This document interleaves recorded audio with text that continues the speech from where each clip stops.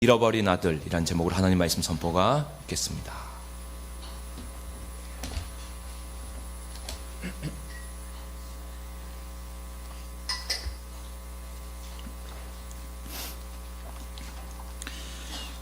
우리가 어떤 이야기에 너무 익숙해지다 보면 정작 그 이야기가 나오게 된 배경이나 그 이야기가 의도하는 바 목적을 놓쳐버리게 되는 경우가 있습니다. 오늘 본문에 나오는 이야기도 그와 비슷한 경우에 해당한다고 볼 수 있을 것 같습니다. 아마도 성경에 나오는 비유 가운데 흔히 당자의 비유로 잘 알려진 오늘 본문의 이야기만큼 많은 사람들에게 잘 알려진 이야기도 드물 것입니다. 그런데 이 비유를 읽을 때 흔히 우리가 다시 돌아온 둘째 아들, 소위 당자라고 불리는 그 아들에게 집중하는 경향이 있지요. 그래서 그렇게 읽으면 적어도 두 가지 메시지를 우리가 받게 됩니다. 하나는 자신의 잘못을 깨닫고 돌이키는 회개가 참으로 중요하구나. 그 둘째 아들이 그랬잖아요. 그 회개의 중요성에 대하여 알게 되죠. 또 하나는 그렇게 회개하는 자를 아무 조건 없이 받아주시고 용서해 주시고 그 신분을 다시 회복시켜 주시는 그 하나님 아버지의 은혜가 얼마나 놀랍고 풍성한가 하는 것을 우리에게 말해주지요. 예, 맞습니다.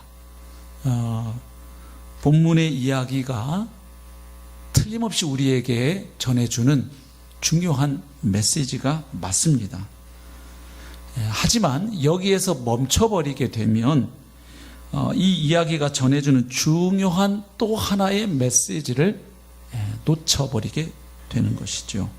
왜냐하면 이 비유를 가만히 읽어보면 두막으로 되어 있는 드라마와 같다는 것을 알게 됩니다. 그런데 둘째 아들 이야기로만 이 비유를 읽게 되면 마치 연극 보러 극장에 가가지고서는 2막짜리 연극인데 1막만 보고 도중에 극장을 빠져나오는 것과 같아지는 것이죠. 그뿐만 아니라 예수님께서 이 비유를 말씀하실 때 주님 마음에 두고 있었던, 그 염두에 두고 있었던 진짜 청중이 누구인지를 놓치게 되는 것입니다. 이 비유가 나오게 된 배경이나 예수님이 이 비유를 말씀하셨던 의도를 놓친 채로 이 비유를 읽게 될 수 있다, 이 말씀입니다. 그래서 우선 이 비유가 나오게 된 그 역사적 배경이나 상황을 잠시 살펴볼 필요가 있겠습니다. 우리 누가복음 15장 1절부터 3절을 보시겠습니다. 모든 세리와 죄인들이 말씀을 들으러 가까이 나오니 바리새인과 서기관들이 수군거려 이르되 이 사람이 죄인을 영접하고 음식을 같이 먹는다 하더라. 예수께서 그들에게 이 비유로 이르시되. 자, 오늘 예수님께서 본문에 나오는 이 비유를 말씀하시게 된 그 배경 혹은 상황을 보여주는 구절이죠. 지금 예수님 앞에 두 부류의 사람들이 나온 것을 볼 수 있습니다. 지금 말씀을 들으러 왔는데 그 말씀을 들으는 목적은 서로 다르겠죠. 어찌됐든 지금 세리와 죄인들이 나왔습니다. 그리고 그곳에 또 누가 있었냐면 바리새인과 서기관들이 있었습니다. 그런데 지금 바리새인과 서기관들이 예수님을 비난하고 있어요. 그 이유인즉슨 어떻게 예수님은 저 지저분한 저 세리와 죄인들과 함께 식사를 하실 수 있는가 하는 것이죠. 이 고대 근동에서 함께 앉아서 식사를 한다, 밥을 같이 먹는다는 것은 그 상대방을 받아들인다, 수용한다, 친교 관계를 맺는다 하는 의미가 있었거든요. 뭐 요즘에도 크게 다르진 않죠. 요즘도 보기 싫은 사람하고는 밥 잘 안 먹죠. 뭔가 더 친해지고 싶을 때 아니면 이미 친한 관계일 때 밥을 먹잖아요. 물론 요즘은 거래 때문에 먹는 경우도 있죠. 근데 이때 당시에 밥을 같이 먹는다는 것은 상대방을 수용한다, 받아들인다. 그러니까 지금 예수님이 세리와 죄인들과 함께 식사하신다는 것은 하나님의 말씀을 전하는 선지자와 같은 예수가 지금 더러운 사람들을 받아들이고 그들과 함께 어울린다는 것으로 본 거죠. 그래서 이것은 잘못된 것이다, 이렇게 비난을 했던 것입니다. 그래서 그 사람들의 태도에 대한 반응으로 예수님이 15장에 나오는 비유를 말씀하시게 된 것이죠. 그래서 15장을 보시면 우리가 알고 있는 이 탕자의 비유로 흔히 알려진 이 비유만 있는 게 아니고요, 세 가지 비유가 연이어 나오고 있음을 보게 됩니다. 3종 세트입니다. 첫 번째 비유가 어디에 나오냐면 4절부터 7절에 나옵니다. 그 비유는 어떤 비유입니까? 잃은 양을 찾은 목자의 비유입니다.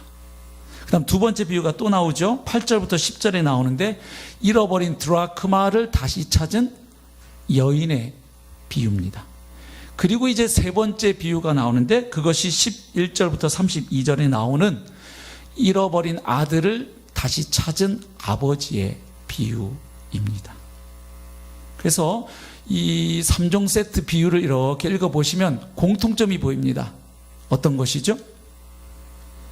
일단 어떤 사람에게 매우 소중한 어떤 것을 잃어버리게 되죠. 예를 들면 목자에게는 양, 그 여인에게는 드라쿠마, 그리고 아버지에게는 아들이었습니다. 어떤 사람에게, 이 등장인물에게 매우 소중한 어떤 것을 잃어버립니다. 그리고 또 한 가지 이야기는 뭐냐면 그 잃어버린 것을 다시 찾게 됩니다. 그래서 너무 기쁜 나머지 뭘 버립니까? 사람들을 초청해서 잔치를 벌였다는 이야기가 세 비유에 나타나는 공통점인 것이죠. 그런데 차이점도 있습니다. 앞에 두 비유에서는 잔치 이야기로 끝납니다. 그런데 세 번째 비유, 즉 잃은 아들을 되찾은 아버지의 비유에서는 잔치 이후에도 이야기가 계속 이어지고 있습니다. 그게 차이점입니다. 그래서 세 번째 비유는 2막으로 구성되어 있다는 것을 알게 되는 것이죠. 즉 11절부터 24절까지는 잃어버린 둘째 아들에 대한 이야기입니다. 그래서 그 아들, 집 나간 아들 다시 찾았기 때문에 기쁨의 잔치가 벌어진 이야기예요. 그런데 이야기가 거기서 끝나지 않고 오늘 본문이 25절부터 32절 보면 맏아들에 대한 이야기가 계속 이어지고 있음을 보게 되는 것이죠. 결국 이 세 번째 비유에서 예수님은 집 나간 둘째 아들을 다시 찾아서 그로 인해서 기쁨의 잔치가 열렸다 하는 것으로 이야기를 끝내지 않으셨습니다. 계속해서 맏아들에 관한 이야기를 이어가셨다는 것이죠. 자, 그 이야기가 어떤 이야기입니까? 그것이 오늘 본문의 이야기죠. 자, 지금 집에는 잔치가 벌어져 있는 상황인데 맏아들은 그날 어디에 나갔다가 돌아옵니까? 밭에 나갔다가 돌아옵니다. 근데 집에 가까이 오니까 소리가 들려요. 무슨 소리입니까? 이 풍악 소리, 춤추는 소리, 아주 흥겨운 잔치 소리가 들리는 겁니다. 둘째 아들이 집 나간 이후로 이 집에서는 이런 소리가 들려올 이유가 그동안 없었겠죠. 세월호 가족들을 생각해 보세요. 돌아오지 않은 가족들이 있는데 집에서 잔치 벌려고 막 하겠냐고요. 지금 이 집에서 한동안 못 듣던 소리입니다. 그래서 이게 무슨 일인가 싶어가지고 26절 보면 한 종을 불러가지고 이게 도대체 무슨 일이냐 묻습니다. 여기서 약간 이 아들의 캐릭터를 좀 보게 돼요. 아버지하고 별로 안 친한 것 같아요. 아니, 자기 집에서 안 나던 소리 나면 어떻게 하면 돼요? 들어가가지고 알아보면 되는데 그걸 자기는 안 들어가고 종을 불러가지고 야, 이거 무슨 일이냐 지금 묻고 있죠? 그랬더니 종이 대답을 해주죠. 27절에 집 나갔던 당신 동생이 드디어 돌아왔습니다. 그래서 당신 아버지가 너무 기쁘셔가지고 지금 막 소를 잡고 한바탕 큰 잔치를 열었습니다. 지금 당신이 듣는 소리는 바로 그 잔치의 소리입니다. 말해주는 것이죠. 그랬더니 28절에 이 맏아들이 보인 반응이 기록되어 있죠. 그가 노하여 들어가고자 하지 아니하거늘 아버지가 나와서 권한대. 굉장히 화가 났습니다. 왜냐하면 아버지가 동생의 지위를, 신분을 다시 회복해 주었기 때문입니다. 그 앞에 1막에 나온 이야기는 잘 아시잖아요. 그 돌아온 아들을 아버지가 어떻게 대합니까? 거리가 멀리 있을 때부터 아버지가 달려가서 아들을 끌어안고 그 다음에 한 행동을 보면 일단 그 상거지가 돼서 돌아온 그 아들에게 가장 좋은 옷을 입혀줍니다. 그래서 이때 당시에 좋은 옷은 명예를 상징해요. 그리고 그 아들의 손에 뭘 끼웁니까? 가락지, 반지를 끼워주는데 반지는 권위를 상징해요. 특별히 그 아버지의 아들로서 상속자라는 권위를 나타냈죠. 또 하나는 신발을 신겨요. 샌들인데 이것은 자유인을 의미합니다. 당시에 종은, 노예는, 하인은 신발을 신지 않았습니다. 맨발이었는데 이 아들에게 다시 신발을 신겨준다는 것은 자유인이 되었다는 것을 선언해 주는 것이죠. 그러니까 지금 아버지가 한 행동은 집 나가서 재산 허랑방탕하게 다 탕진하고 돌아온 아들을 용서하고 받아들였을 뿐만 아니라 그 아들에게 다시 아들의 지위, 상속자의 지위를 회복시켜 준 것입니다. 그래서 지금 그게 화가 났습니다. 왜 이렇게 화가 났을까요? 자기 동생이 살아 돌아왔는데. 모르긴 해도 이제 곧 뒷딸을 손해 때문에 열받은 걸로 보입니다. 요즘 청소년들 쓰는 용어는 따로 있습니다. 성경에 28절 그가 노하여 들어가고자 하지 아니하거든. 이거 청소년 버전으로 번역하면요, 그가 빡쳐서 들어가지 않았다 이렇게 할 거예요. 예. 요즘 청소년들 그렇게 얘기해야 돼요. 열받는 것을. 아주 화가 대단히 났습니다. 생각해보면 이해가 조금 될 것도 같아요. 왜냐하면 당시에 장남은 다른 아들에 비해서 유산을 2배 상속하는 것이었거든요, 법이. 그러니까 지금 둘째 아들이 아버지가 멀쩡히 살아계신데 유산 달라고 했어요. 그러니까 아주 나쁜 아들이죠. 그 아버지를 죽기를 바란다는 것과 비슷한 이야기예요.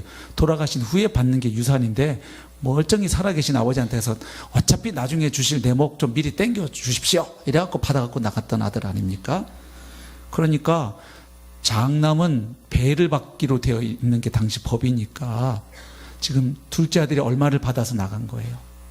3분의 1. 그럼 3분의 2는 누구 몫이에요? 자기 몫이에요. 자, 그런데 3분의 1 가서 탕진하고 돌아오는 아들을 다시 아들의 지위, 상속자의 지위를 회복시켜 줬어요. 그럼 어떤 일이 일어나요? 자기 몫이 주는 거예요. 그죠? 열받았죠. 그래가지고 누구를 비난하냐면 아버지를 비난합니다. 아버지의 이 처사, 행동은 옳지 못하다는 거예요. 정의롭지 못하다는 거예요. 어떻게 아버지 재산 들고 나가서 다 탕진하고 돌아온 아들을 받아줄 뿐만 아니라 다시 아들의 지위를 회복시켜 주느냐. 아버지 행동은 옳지 못하다 비난합니다. 그리고 자신은 억울하다고 강변하는 거죠. 그러면서 어떤 행동을 하느냐. 아버지가 베푼 잔치 자리에 들어가지 않겠다는 거예요. 그래서 그 이후 이 아들이 보여준 언행을 보면 여러 가지 면에서 문제를 보여주죠. 우선 지금 아버지가 베푼 잔치 자리에 들어가지 않고 문 밖에 남아 있는 것은 결국 누구에 대한 비난이 됩니까? 그 잔치를 열었던 아버지에 대한 비난과 공격이 되는 것이죠. 아버지에 대한 모욕이 되는 것입니다. 그 다음에 안 들어오니까 결국에는 아버지가 어떻게 합니까? 나옵니다. 나와서 야 들어가자 하고 타이르죠. 지금 큰 잔치의 주최자로서 아주 채신머리 깎이는 일입니다.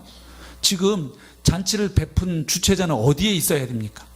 그 잔치 자리에서 함께 온 그 잔치 자리에 참석한 여러 하객들이라든지 가족들, 친지들, 친구들하고 덕담 주고 받으면서 이야기해야죠.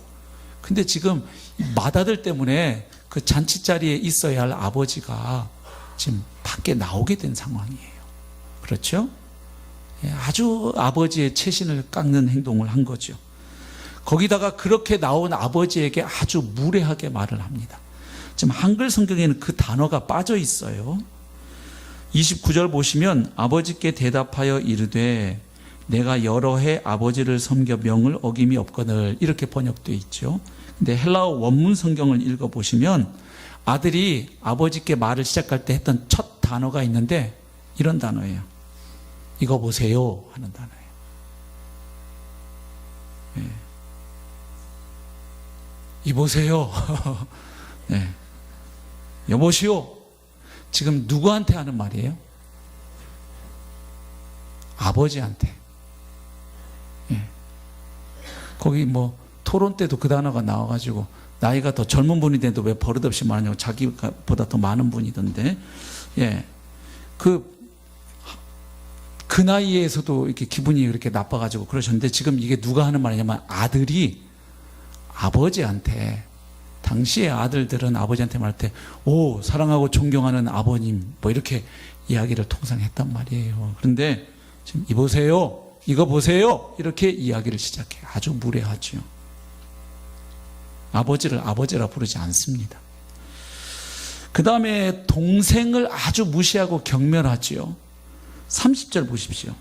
이렇게 표현해요. 아버지의 살림을 장녀들과 함께 삼켜버린 이 아들이 돌아오매. 자기 동생을 가리켜서 뭐라고 얘기합니까? 이 아들, 그 말은 무슨 뜻이냐면 당신 아들, 이 말은 뭐냐면 내 동생은 아니고 이 소리죠. 더군다나 아주 둘째 아들, 동생을 나쁜 녀석으로 만들기 위해서 아주 그 표현을 세게 말했어요. 표현을 세게 했어요. 아버지의 살림을 장녀들과 함께 삼켜버린 이 아들이라고 표현하죠.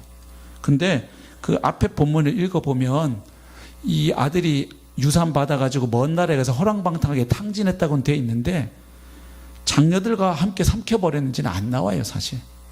뭐 그랬을 수도 있고 안 그랬을 수도 있는데 어찌됐든 이 표현을 누가 하는 거냐면 형이 하는 말이에요.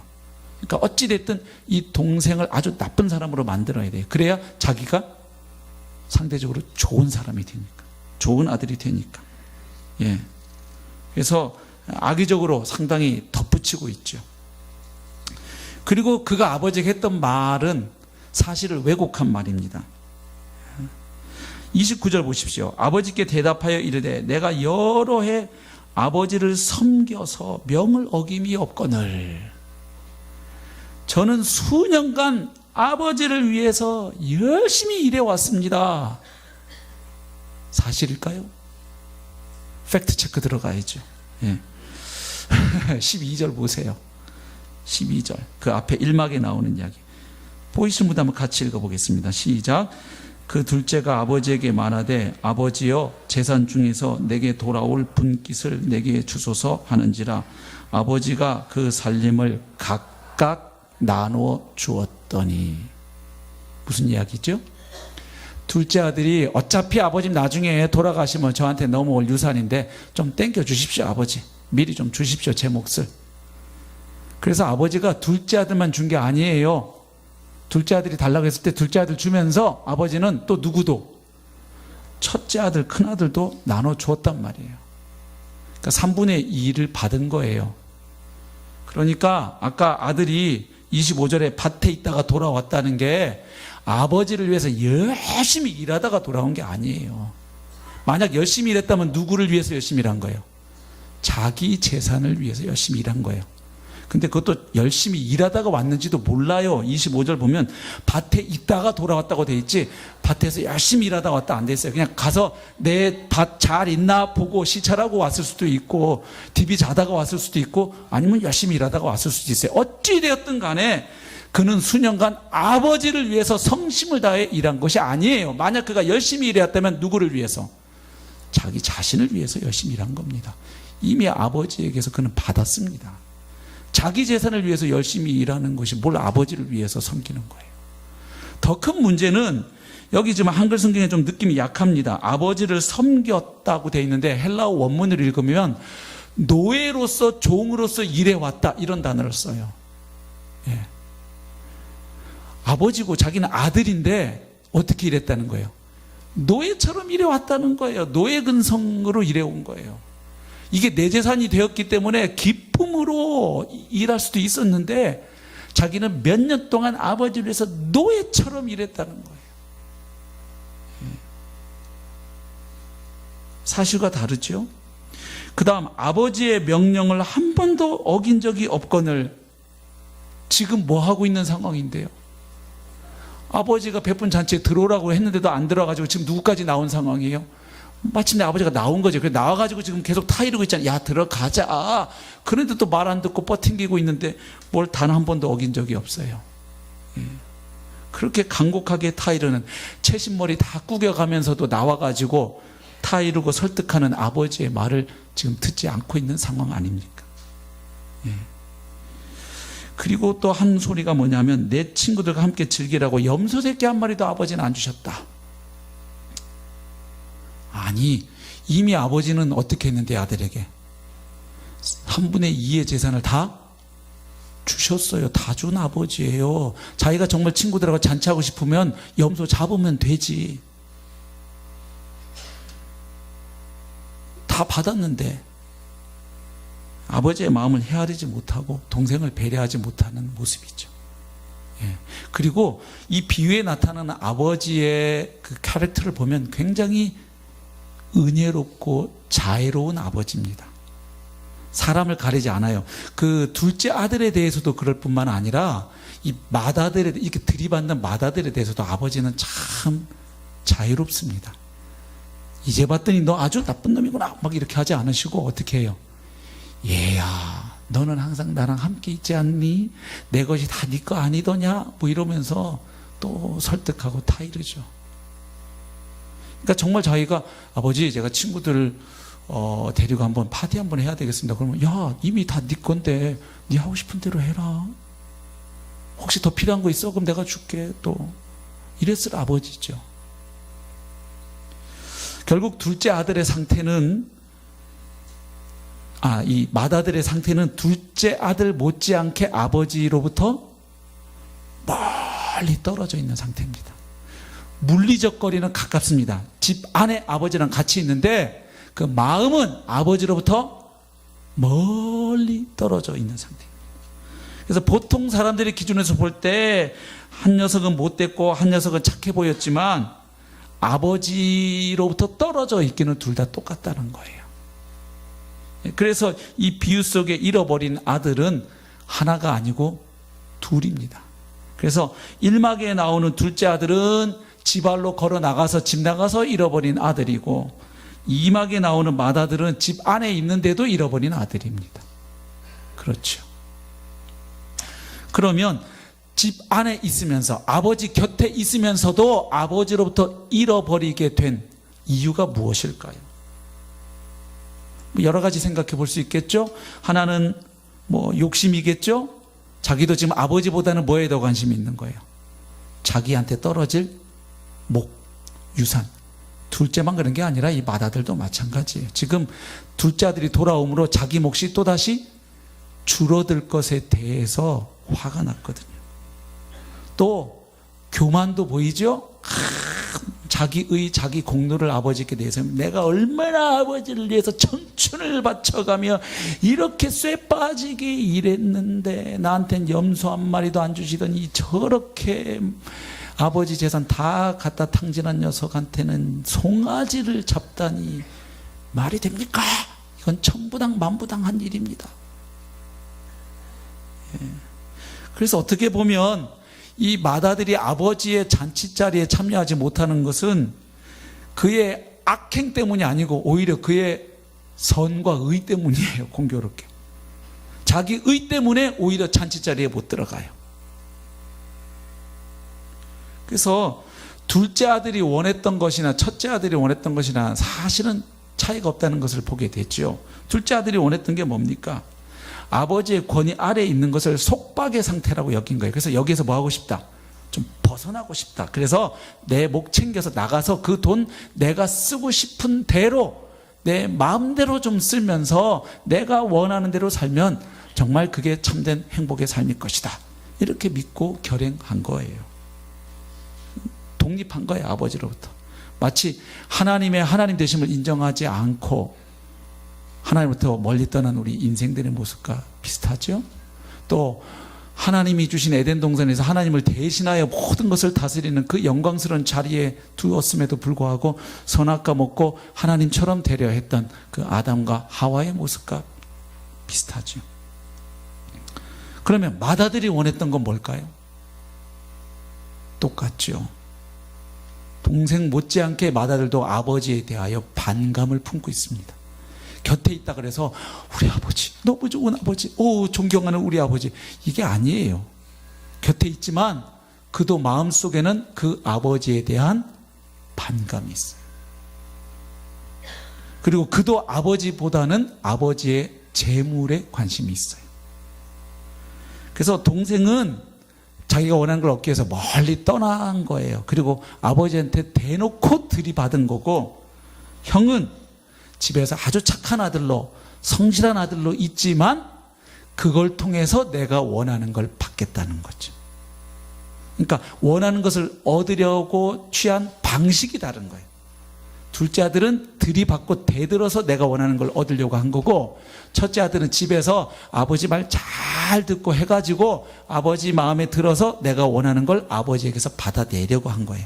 그런데 지금 자기 계획대로 일이 풀리지 않는 거죠. 그러니까 열받는 거죠. 마치 영화 아마데우스에서 보면 살리에리라는 인물이 나오죠.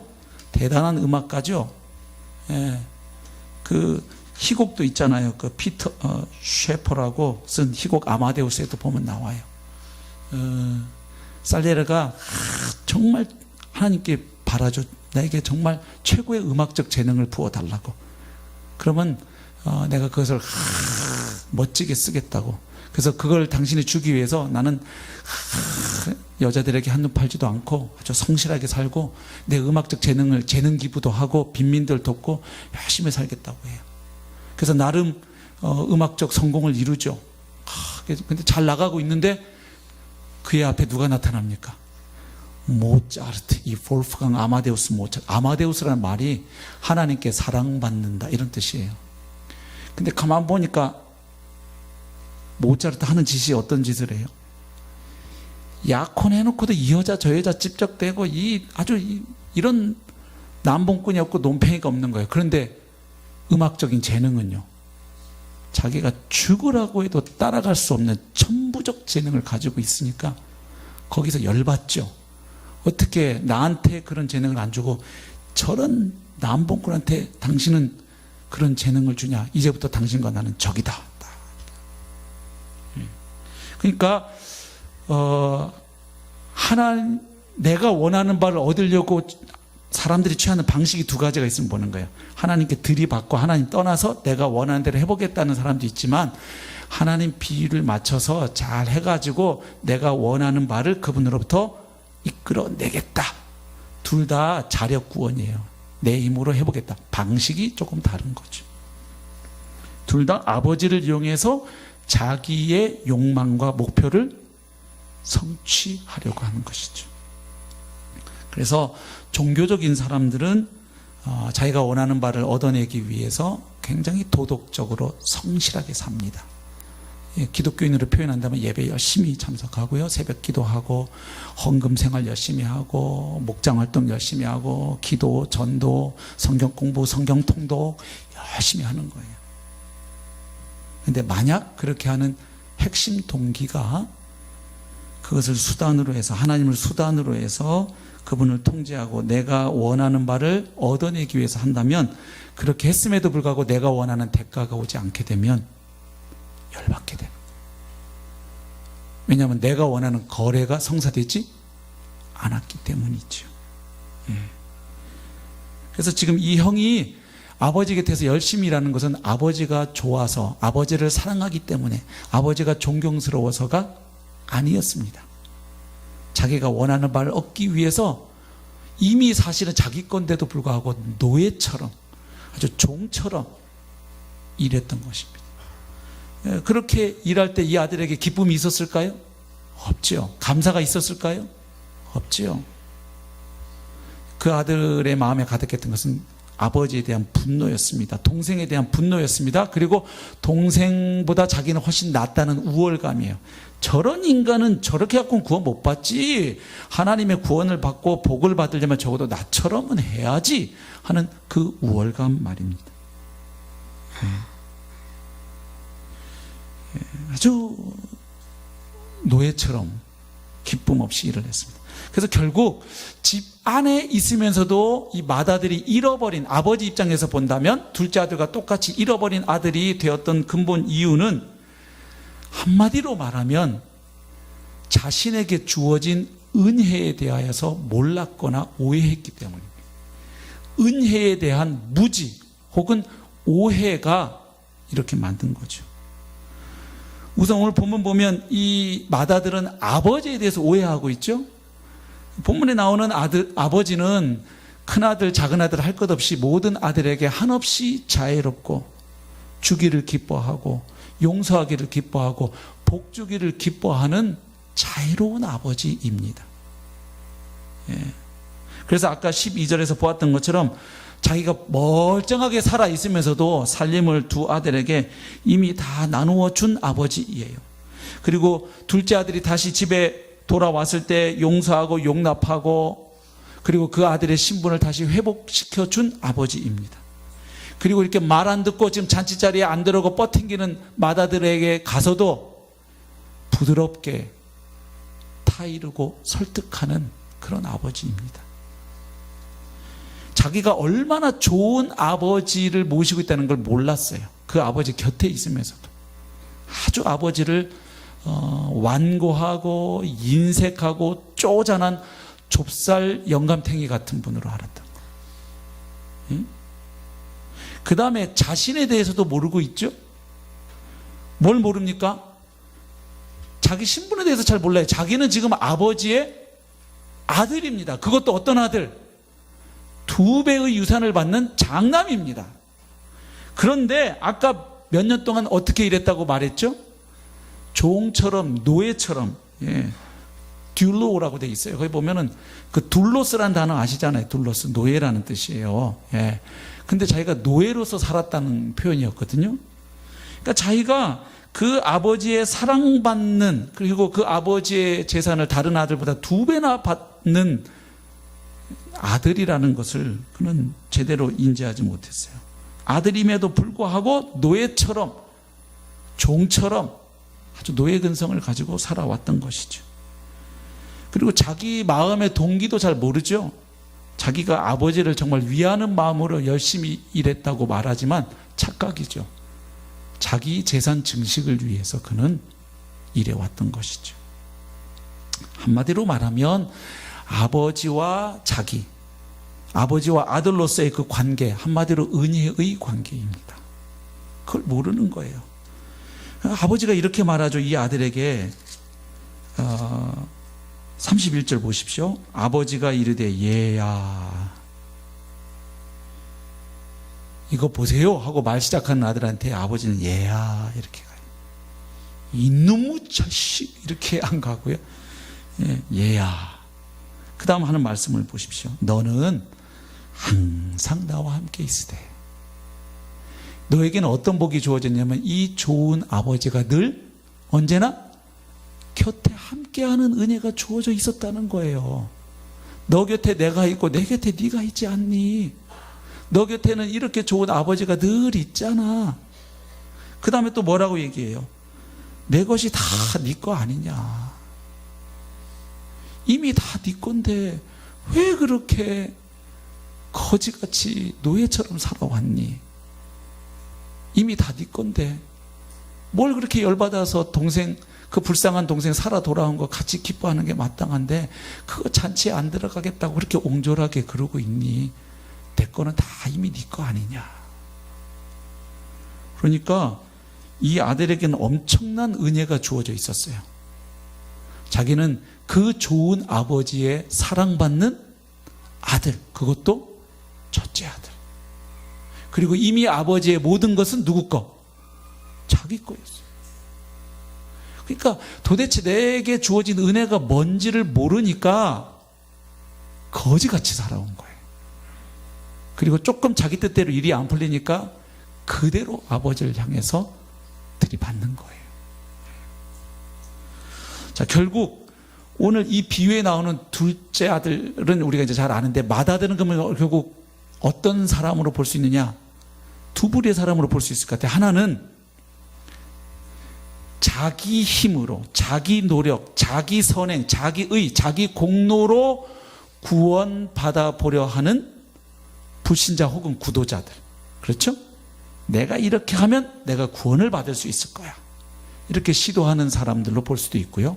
그 다음, 오늘 더 제가 초점 맞추는 것은 이 부류입니다. 이미 구원 받았어요. 하나님의 은혜를 받았어요. 복음을 받았어요. 복음을 알고 있어요. 그런데도 내게 주어진 은혜, 내게 주신 복음이 얼마나 놀랍고 위대하고 대단하고 풍성한 것인지를 잘 모르는 사람들일 수도 있는 거예요. 그래서 이미 아버지의 집 안에 들어와 있는데도 아들처럼 살지 못하고 여전히 마치 구원받지 않은 사람인 것처럼, 마치 아버지의 아들이 아닌 것처럼, 아들이 이미 되었는데, 구원받았는데도 그 받은 구원이 어떤 것인지를 제대로 알지 못하고 누리지 못하는, 그래서 마음에 진정한 감사와 기쁨과 행복이 별로 없고 그저 원망과 불평과 쓴뿌리로 가득한, 누구보다도 열심히 신앙생활을 하는데 기쁨은 없는, 열심히 일했다 그랬잖아요. 그래서 집 안에 있는데, 즉 교회 핵심부에 있는데, 말하자면 목회자인데, 장로인데, 집사 권사인데, 목자인데, 교회에서 누구보다 열심히 일하는 사람인데, 누구보다 헌금 많이 하는 사람인데, 정작 아버지 하나님으로부터는 멀리 떠나 있는 사람일 수 있는 것이지요. 그래서 우리는 다시 오늘 생각하게 됩니다. 우리가 구원받은 자로서 그 은혜를 풍성하게 누리고 살아가려면 하나님이 우리에게 주신 바 그 은혜가, 그 구원의 복이, 그리고 우리가 받은 그 복음이 얼마나 놀랍고 대단한 것인지를 잘 알 필요가 있구나 하는 사실입니다. 여러분, 예수 믿고 구원받은 자에게 주신 은혜와 복이 어떤 것입니까? 그거 성경 다 찾으려면 오늘 또 밥 못 먹겠죠? 몇 구절만 좀 보겠습니다. 에베소서 2장 4절부터 6절을 읽죠. 긍휼이 풍성하신 하나님이 우리를 사랑하신 그 큰 사랑을 인하여 허물로 죽은 우리를 그리스도와 함께 살리셨고, 또 함께 일으키사 그리스도 예수 안에서 함께 하늘에 앉히시니. 할렐루야. 예수 믿고 구원받은 사람은 쉽게 말하면 이제는 예수님과 연합된 자가 되었다는 거예요. 그래서 예수와 함께 죽었고, 예수와 함께 살았고, 예수와 함께 일으켜져서 이제는 예수님과 함께 하늘에 앉히운 자가 되었다는 사실입니다. 그래서 빌립보서 3장 20절 보면 우리의 시민권은 이 땅의 대한민국 국민으로 살아가고 있지만 우리의 진정한 시민권은 하늘에 있다고 말합니다. 빌립보서 3장 20절, 그러나 우리의 시민권은 하늘에 있는지라 거기로부터 구원하는 자 곧 주 예수 그리스도를 기다리노니. 하늘 백성이 되었다는 거예요. 그럼 어떻게 우리가 하늘 백성이 되었는가? 골로새서 1장 13절은 이렇게 말하죠. 그가 우리를 흑암의 권세에서 죄와 사망으로 다스리고 지배하는 그 마귀의 영역 안에 살아가던 우리를 건져내셔서 어디로 옮기셨느냐? 그의 사랑의 아들의 나라로 옮기셨으니. 하나님의 아들 예수 그리스도께서 통치하고 다스리시는 그 영원한 하나님 나라 백성으로 소속을 옮겨주셨다는 거예요. 아멘. 그러니까 시민권이 하늘에 있는 것이죠. 그리고 그런 하늘 백성이 받은 복을 에베소서 1장 3절은 이렇게 이야기하지요. 찬송하리로다 하나님 곧 우리 주 예수 그리스도의 아버지께서 그리스도 안에서 하늘에 속한 모든 신령한 복을 우리에게 주시되. 아멘. 그리스도 안에서 이미 성도들은 하늘에 속한 복, 모든 신령한 복을 다 받은 자입니다. 예. 그럼 그 신령한 복이 무엇인지가 1장 3절 이하 14절까지 쭉 나오죠. 너네가 장세전에 이미 예정을 받아서 하나님의 자녀가 되었고 하나님의 기업을 받게 되었고, 그죠? 또 하나님 나라의 그 비밀과 경륜을 이미 너희들은 알게 되었고, 그리고 쭉 가다가 성령의 인치심을 받은 자가 되었고, 온갖 그 복들을 쫙 풀어주고 있지요. 바울 사도만 이렇게 얘기하지 않습니다. 베드로 사도도 베드로후서 1장 3절 보면 이렇게 이야기합니다. 그의 신기한 능력으로 생명과 경건에 속한 모든 것을 우리에게 주셨으니. 아멘. 그러니까 예수 그리스도를 믿고 구원받은 자는 이미 모든 것을 받은 자입니다. 아멘이죠. 우리가 성령 받았다는 게 얼마나 놀라운 복인지 로마서 8장 15절 보십시오. 한번 같이 읽어보실까요? 시작. 너희는 다시 무서워하는 종의 영을 받지 아니하고 양자의 영을 받았으므로 우리가 아빠 아버지라고 부르짖느니라. 성령이 친히 우리의 영과 더불어 우리가 하나님의 자녀인 것을 증언하시나니 자녀이면 또한 상속자 곧 하나님의 상속자요 그리스도와 함께한 상속자니 우리가 그와 함께 영광을 받기 위하여 고난도 함께 받아야 할 것이니라. 아멘. 예, 우리가 양자의 영 성령을 받았다는 것은 이제 우리가 하나님의 자녀가 되었다는 것을 의미한다는 거예요. 그래서 그 성령님이 우리의 영과 더불어서 내가 이제는 거듭난 하나님의 자녀가 되었다는 것을 증언해 주신다는 거예요.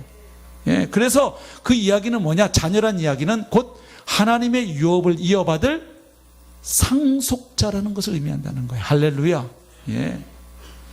또 에베소서 1장 13, 14절은 우리가 성령 받았다는 것이 어떤 복인지를 이렇게 표현하고 있어요. 그 안에서 너희도 진리의 말씀 곧 너희의 구원의 복음을 듣고 그 안에서 또한 믿어 약속의 성령으로 인치심을 받았으니 성령으로 도장 찍었다는 겁니다. 그 도장 찍었다는 의미가 뭐냐? 이는 우리 기업의 보증이 되사. 아멘. 우리가 이미 받은 기업뿐만 아니라 장차 받게 될 그 유업의 보장 혹은 보증수표가 되는 분이 누구라는 거예요? 우리가 받은 성령이라는 거예요. 예, 확실한 보증수표를 주셨다는 거예요. 예. 아멘. 예. 여러분 생각해 보세요. 성령님은 어떤 신비한 어떤 영적 기운이나 에너지파가 아니에요. 성경이 말하는 성령은 성삼위 하나님 위격 가운데 한 위격이세요. 아멘. 예, 하나님이 한 분이신데 그 한 분이신 하나님은 영원 전부터 성부, 성자, 성령으로 존재하신다는 것이 성경의 가르침이에요. 아멘. 그러니까 우리가 성령을 받았다는 건 성령은 그리스도의 영, 곧 하나님의 영이에요. 그러니까 예수 믿고 구원받은 건 하나님이 우리에게 오셨다는 거예요. 놀라운 이야기죠. 하나님을 내주신 거예요. 예.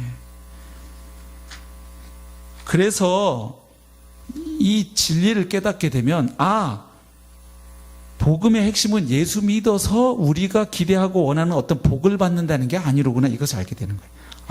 복음의 핵심은 예수 믿어서 내가 원하는 건강의 복, 물질의 복, 출세의 복, 승진의 복 뭐 이런 게 아니고 예수 그리스도 자신이 곧 복음이구나, 이것을 깨닫게 되는 거죠. 고린도전서 1장 30절 이렇게 말하잖아요. 너희는 하나님으로부터 나서 그리스도 예수 안에 있고 예수는 하나님으로부터 나와서 우리에게 지혜와 의로움과 거룩함과 구원함이 되셨으니. 아멘. 그러니까 예수님이 우리에게 지혜가 되시고 예수님이 우리에게 의로움이 되시고 그분이 거룩함, 구원함 다 되신다는 거예요. 할렐루야. 그러니까 예수님이면 충분한 거죠. 예수님 안에 다 있으니까. 그래서 이 복음의 진리를 깨닫는 사람은 예수님이 복음이구나, 이걸 아는 거예요. 복 중의 복은 우리를 위하여 자신을 내어주신 예수 그리스도. 그래서 오늘도 나와 함께 하시는 그분이 복음이구나, 이것을 알게 되는 거예요. 그래서 사도 바울이 이렇게 얘기하는 거예요. 빌립보서 3장 4절부터 9절 보면 이렇게 고백하고 있죠. 그러나 나도 육체를 신뢰할 만하며 만일 누구든지 다른 이가 육체를 신뢰할 것이 있는 줄로 생각하면 나는 더욱 그러하리니 나도 인간적으로 보면 자랑할 것 꽤 많은 사람이었어, 이 얘기예요. 나는 8일 만에 할례를 받고 이스라엘 족속이요 베냐민 지파요. 베냐민 지파는 이스라엘의 초대 왕인 사울 왕을 배출한 왕족 지파예요. 베냐민 지파요, 히브리인 중에 히브리인이요, 율법으로는 바리새인이요, 열심으로는 교회를 박해하고 율법에 의로는 흠이 없는 자라. 그러나가 중요해요. 이 복음의 능력이죠. 그러나 무엇이든지 내게 유익하던 것을 내가 그리스도를 위하여 다 해로 여길 뿐더러 또한 모든 것을 해로 여김은 내 주 그리스도 예수를 아는 지식이 가장 고상하기 때문이라. 아멘. 예. 바울은 이걸 알았던 거예요.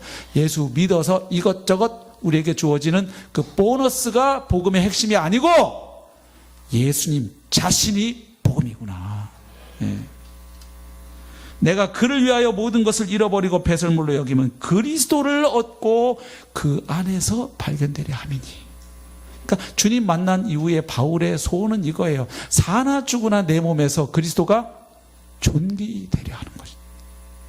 그러니까 바울은 아는 거예요. 아, 신앙생활은 예수 믿고 제사함 받아서 의인되고 구원받아서 은혜 받았으니까 이제부터는 그 은혜 갚으면서 죽으라고 그 은혜 갚으면서 살아가는 게 신앙생활의 본질이 아니고, 신앙생활의 핵심은 이제 은혜 받았으니 내가 예수님을 위해서 뭔가 해야 되겠다가 아니라 예수님이 나를 통해서 일하시도록 하는 것이구나. 예수님이 나를 통해서 영광 받으시고 예수님이 나를 통해 드러나시고 나타나시고 일하시는 게 신자의 삶이라는 걸 아는 거예요. 내가 예수를 위해서 죽으려고 막 하는 사람하고 예수님이 나를 통해서 나타나시고 행하시도록 하는 거하고 전혀 달라져요. 신앙생활이 똑같이 겉으로 보면 열심히 하지만 다르다 이 말이에요. 예. 그렇죠? 신앙생활의 핵심은 주님이 나를 통해 일하시는 거예요. 아멘. 예. 그래서 죽으라고 일해놓고도 우리의 고백은 주님이 하셨습니다. 이렇게 될 수밖에 없는 거예요. 예. 말씀을 정리하겠습니다. 결국 복음은 예수 믿고 복 받는 게 아닙니다. 복음은 예수 그리스도 자신이십니다. 예수 그리스도를 믿고 침례받게 되면 그분과 연합해서 그분과 함께 죽고 함께 부활하고 함께 하늘에 올리워서 하늘 보좌 우편에 앉아있는 자가 되죠. 이게 복음이에요. 내가 예수와 함께 죽고 예수와 함께 산 자가 되어 하늘에 함께 올리온 자가 되었다는 사실. 그러면 예수 믿으면 복 안 받나요 또? 예수 믿으면 다 그냥 병들어서 다 죽고 사업 다 망하고 그냥 그렇게만 돼요? 예수 믿으면 복을 받지요. 그러나 그게 복음의 핵심은 아니라는 거예요. 복음은 예수 믿어서 받는 복이 아니고 그 복을 주시는 예수님 자신입니다. 예. 사실 사람은 복 받아야 살아요. 하나님의 복 없이 살 수가 없고 성경이 말해주는 하나님은 복 주기를 기뻐하시는 분이세요. 창세기 1장 28절부터 보면 하나님 사람 만드시자마자 맨 처음 하신 일이 그 사람에게 복 주신 게 하나님 일이었어요. 그리고 아브라함 부르시면서도 하나님 뭐 약속하세요? 너를 복이 되게 하겠다 약속하시지요. 그러나 성서가 증언하는 복음은 예수 믿고 우리가 이런저런 복, 건강의 복, 명예의 복, 출세, 부귀, 로또 당첨 이게 아니고 예수님 자신이에요. 왜냐하면 예수 믿고 받는 이런저런 복들은 다 한시적 아닙니까? 이 세상에 갇혀있는 복들이에요. 그래서 이 세상 끝나면 그 복들도 끝나요. 그 복들이 하찮아서 이런 말씀 드리는 게 아니라 그게 복음의 본질이 아니라는 말입니다. 복음이 주고자 하는 가장 큰 선물은 하나님 자신이에요. 예수 그리스도 자신을 내어주셨고요.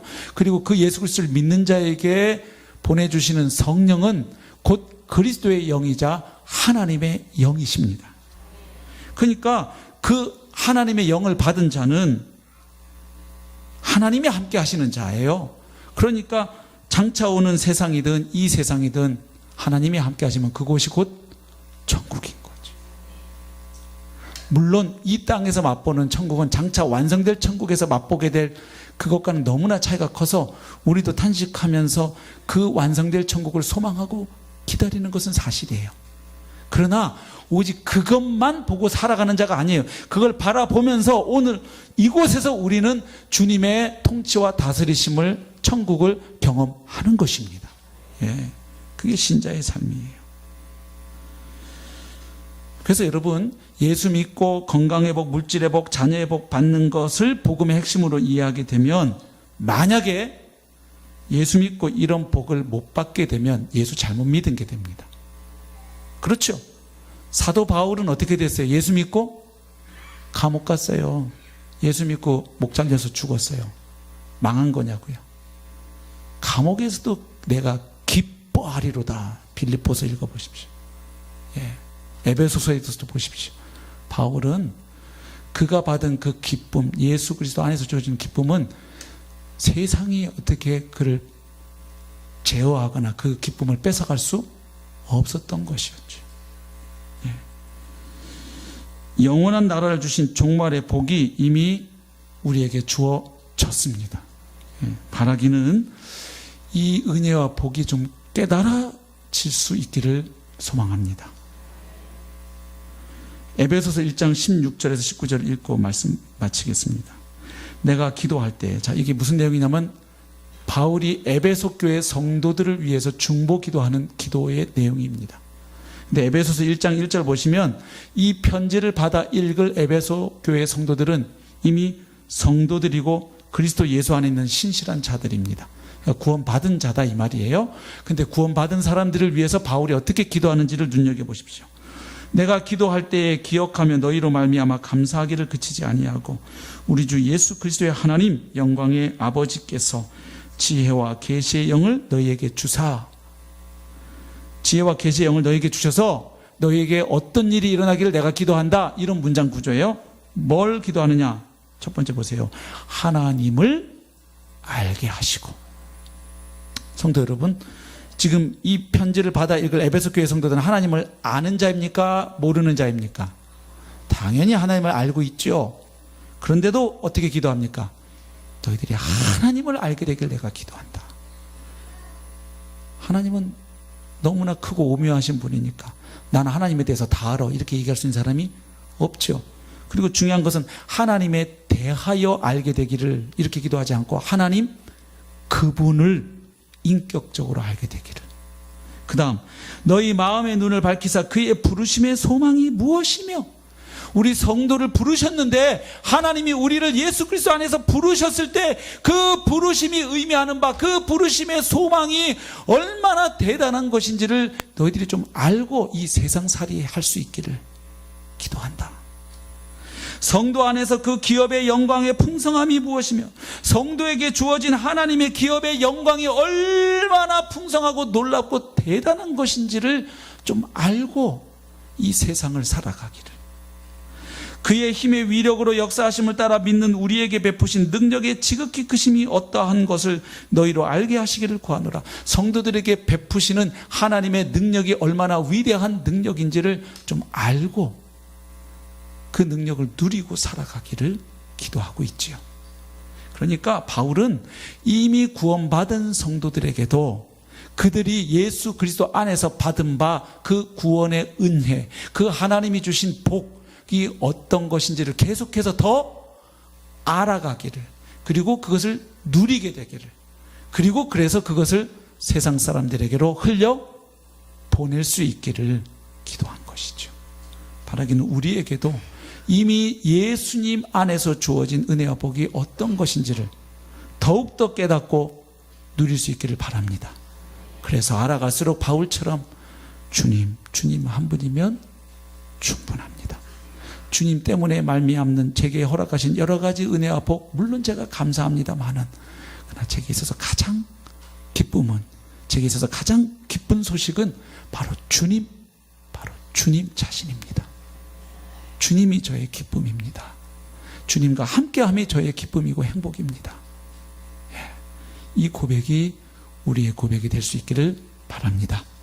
그래서 우리 가운데는 집 안에 있으면서도 잃어버린 아들이 한 사람도 없기를 바랍니다. 아버지 곁에서 그 누구보다도 아버지와 친밀한 관계 가운데 이미 모든 것을 주신 그 아버지의 은혜와 복을 누리면서 그 은혜를 주신 아버지와 사랑과 은혜의 관계로, 친밀의 관계로 계속해서 그 관계가 깊어져 가기를 축복합니다. 우리 함께 찬양할까요? 시작됐네.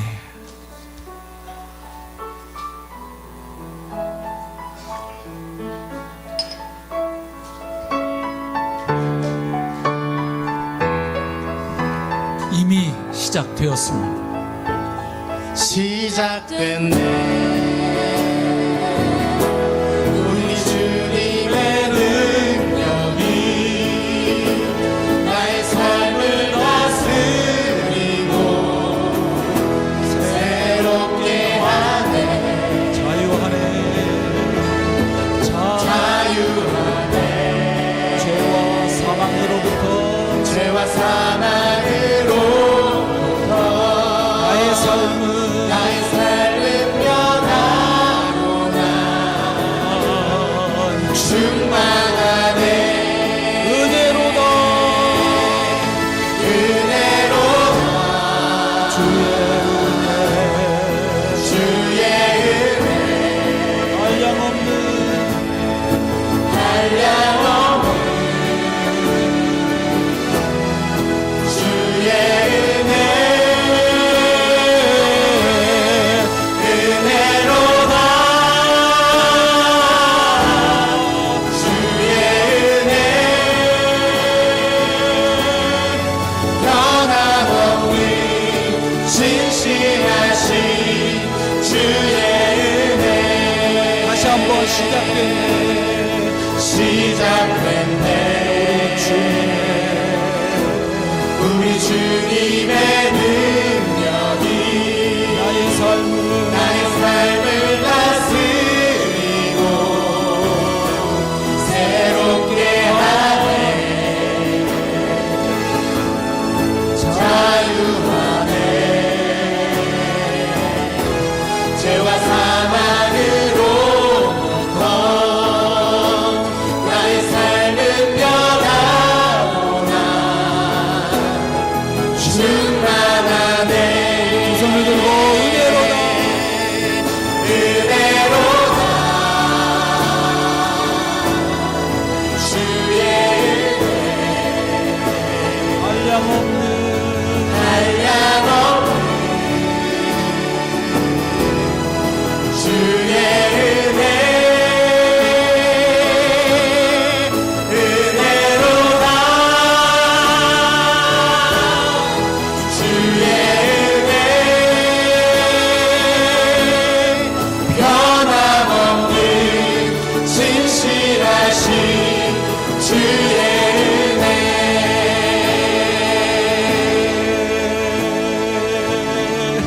아멘, 아멘. 사랑하는 성도 여러분, 함께 좀 기도하십시다.